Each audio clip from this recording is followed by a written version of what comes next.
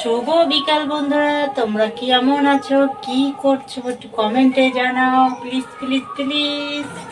আর আমি এখন পুরি বানাচ্ছি।